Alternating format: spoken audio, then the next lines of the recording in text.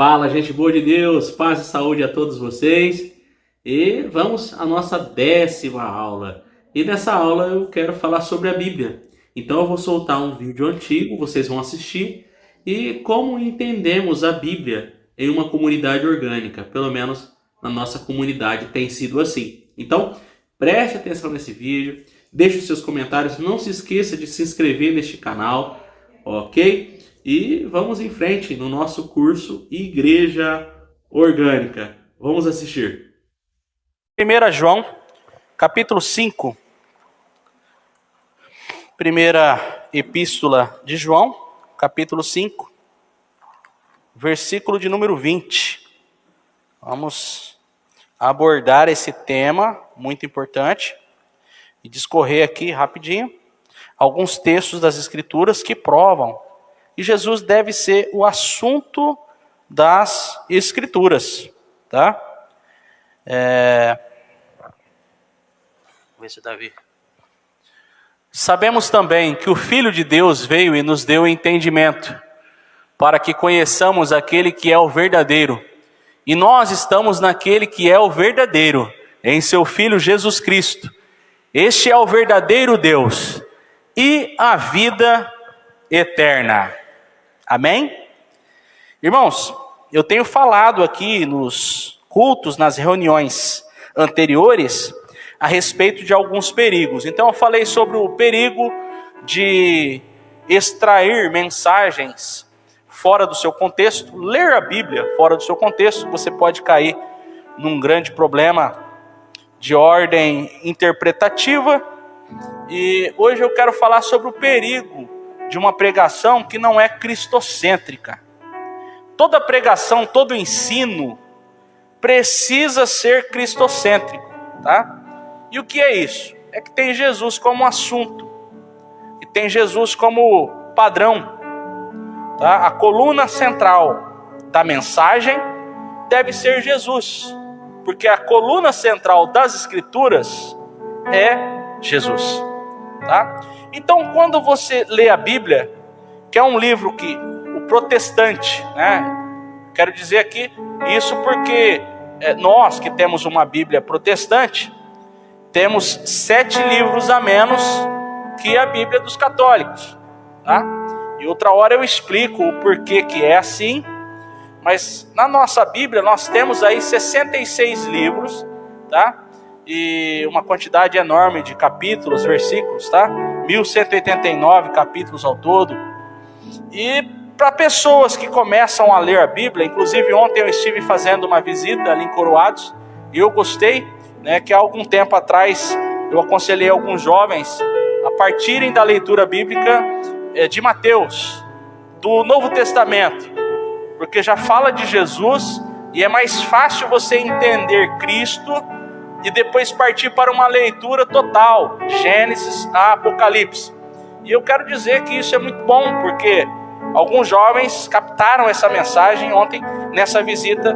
Essa jovem veio e mostrou: pastor, estou lendo aqui em Mateus, já estou grifando muitos versículos, e realmente, em Cristo Jesus você tem essa facilidade maior, porque Cristo é amor. Você percebe em Jesus uma jornada de amor. Mas se você lê o Antigo Testamento sem conhecer o Espírito da graça de Jesus, você pode se confundir. E é o que muita gente faz. Por que se confunde? Porque você vai ver Deus mandando matar. Quando Deus mandou o povo cercar Jericó, rodear a cidade por 7 dias, e eles rodearam a cidade, deram 6 voltas, e na última volta deram 7 voltas, No último dia deram 7 voltas, então foram 13 voltas ao todo. E quando as muralhas de Jericó ruíram, a ordem era exterminar. Só não exterminaram Raabe, a meretriz, e sua família, que em fé guardaram, todos aqueles espiões que foram enviados por Moisés para sondarem a cidade. Então, você percebe no Antigo Testamento algumas coisas desse tipo. Deus mandando exterminar, pessoas que foram pegas em ato de adultério. Havia um texto nas Escrituras que mandava tacar pedras, apedrejarem. Então, é um outro tempo, são outras circunstâncias. O homem tinha que se garantir naquilo que tinha entendimento.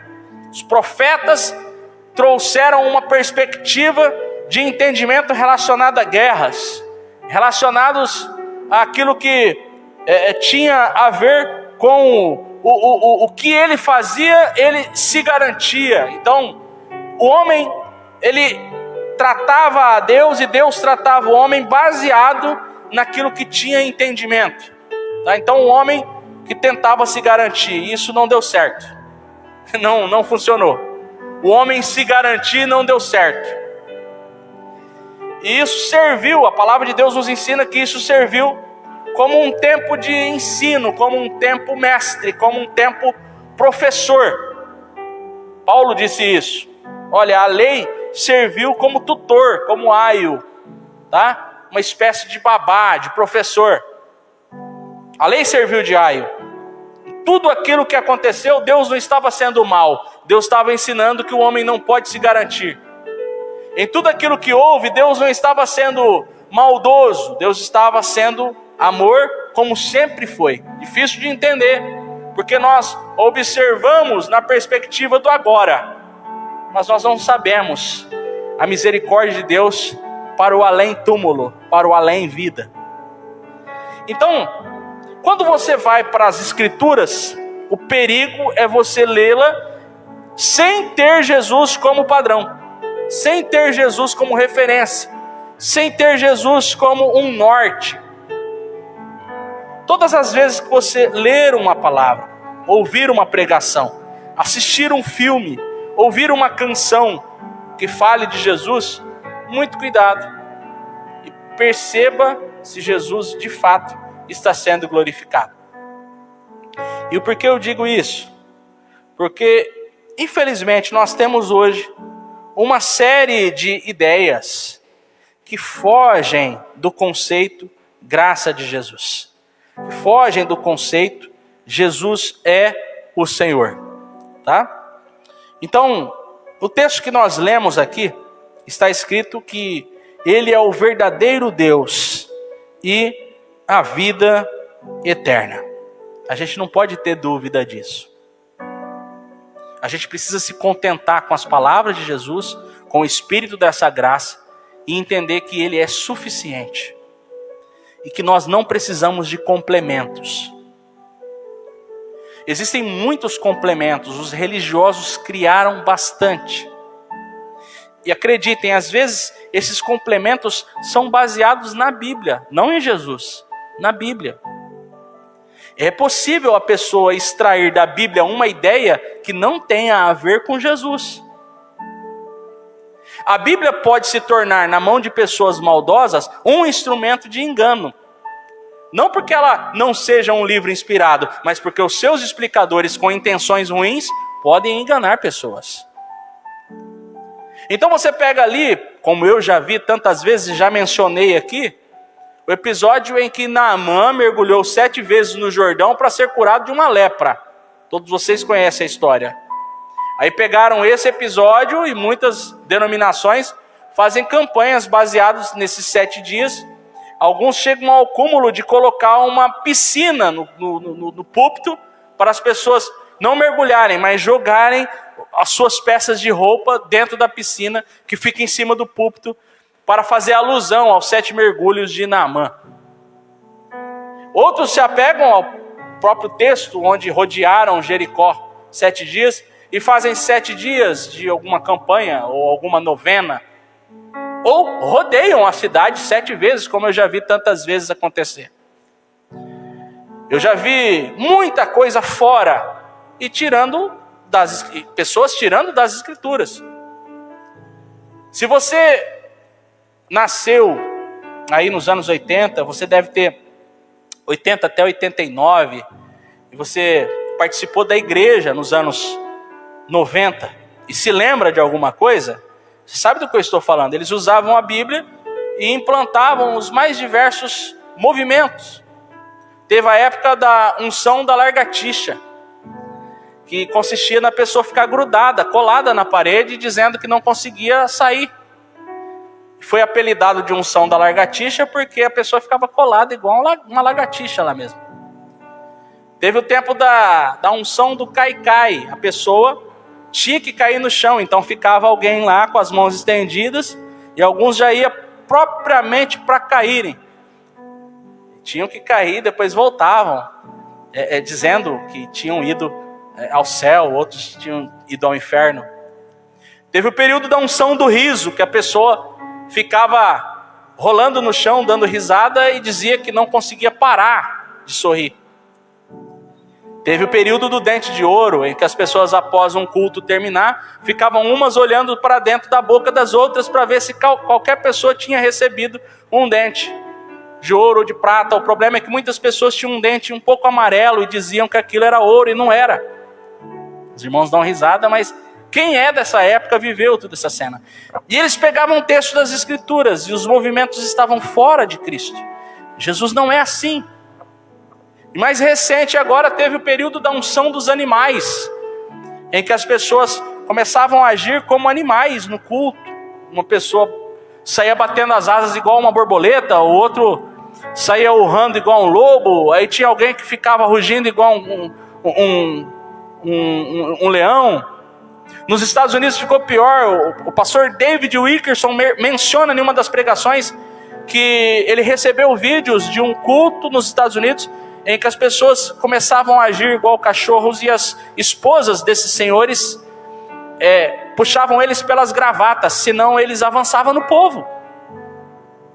Então, tudo isso acontecendo em lugares que tinha uma placa na frente dizendo igreja,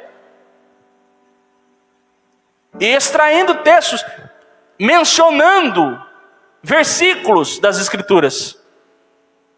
Mas tudo isso, quando você tenta encaixar no verbo vivo, no verdadeiro Deus, Jesus, não encaixa. Porque o que você enxerga em Jesus? Coerência. O que você enxerga em Jesus? Bondade. O que você enxerga em Jesus? Amor. O que você enxerga em Jesus? Responsabilidade, bom trato. Você percebe em Jesus o ser humano perfeito. Então, para você não cair mais em enganos, porque existem tantos outros que ainda acontecem por aí, eu falo também do dízimo, direto eu estou falando aqui. Quando você vai lá para Malaquias 3, do 8 ao 10, está escrito: trazei todos os dízimos à casa do tesouro para que haja mantimento na minha casa. E esse mantimento era comida mesmo, que era uma lei para Israel. Porque tinha uma tribo ali em Israel que não teve direito na repartição de terras a receberem terras. A tribo de Levi, os levitas. E por eles não terem ganhado terras, a porção deles foi cuidar das coisas espirituais relacionadas ao templo, ao tabernáculo. E como que esses levitas comiam, se alimentavam? Através da doação das outras 11 tribos. Cada um pegaria 10% da colheita, mais a primícia, e levaria com a finalidade de cuidar dos seus irmãos levitas. Isso a cada ano, a cada colheita. Não era mensal. A cada colheita. E a cada 3 anos, o dízimo era recolhido com a necessidade de eles estarem atentos a órfãos, viúvas e estrangeiros. A cada 3 anos. Anualmente, ou a cada colheita, levitas. A cada 3 anos, além dos levitas, órfãos, viúvas e estrangeiros. Era uma lei nacional. Aí chega alguém, hoje, em nosso tempo, tanta gente, lê Malaquias 3, do 8 ao 10, ó, aqui, ó, trazei todos os dízimos à casa do tesouro, e depois aplica para o povo, dizendo, tá vendo? E está escrito aqui, ó, tá vendo que por causa disso Deus repreenderá o devorador. Mas eles não explicam que esse devorador não era um demônio, era gafanhoto. Eles não explicam que esse dízimo não era dinheiro, era colheita, era mantimento. Eles não explicam que essa obrigatoriedade dizimal era nacional para Israel. E não era Deus preocupado em encher bolso de líder, era Deus preocupado em alimentar pessoas que estavam com fome. Porque a contribuição para a igreja, ela não é obrigatória. Ela é baseada no amor, na generosidade e no bom senso. Mas está na Bíblia, irmão, é aqui, ó. Está escrito que tem que trazer.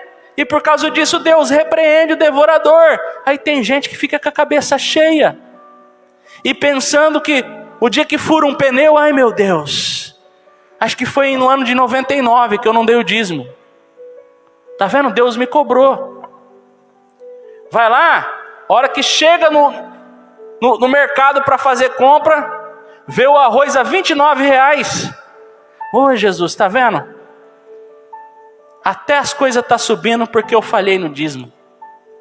Fica com a cabeça cheia. E na onde que está escrito? Na Bíblia. Mas não bate com o Evangelho. Jesus nunca deu a obrigatoriedade com base na troca, com base na barganha. Ah, mas está escrito lá, está vendo? Aqui em Mateus 23, Jesus está falando do dízimo a respeito da necessidade da continuação e tudo mais. Ô Mateus 23, que o povo gosta de citar. Mas quando você olha para Mateus 23, Jesus está conversando com fariseus que estão arrecadando endro, cominho e hortelã, que eram temperos, em uma época que o templo ainda funcionava. Entenderam?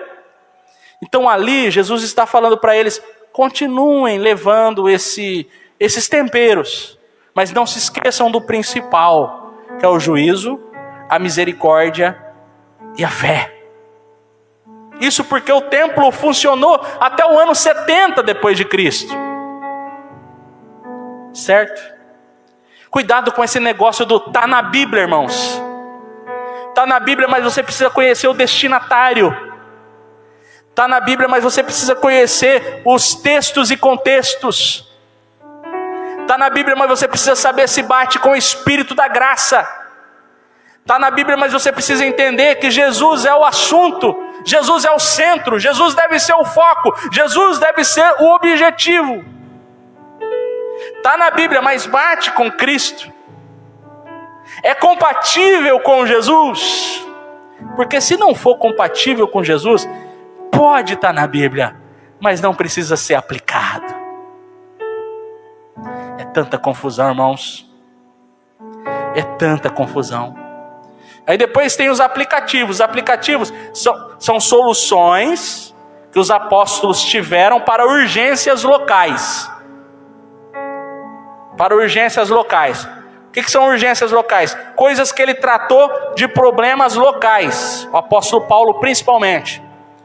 Que é cabelo, barba, véu, ósculo. São coisas relacionadas a eventos locais e que não foram doutrinas, e sim aplicações urgentes ou de costumes locais. Mas chega alguém e aponta aqui, tá vendo? Tem que fazer isso, senão vai para o inferno. Tem que fazer aquilo, senão Deus vai te condenar.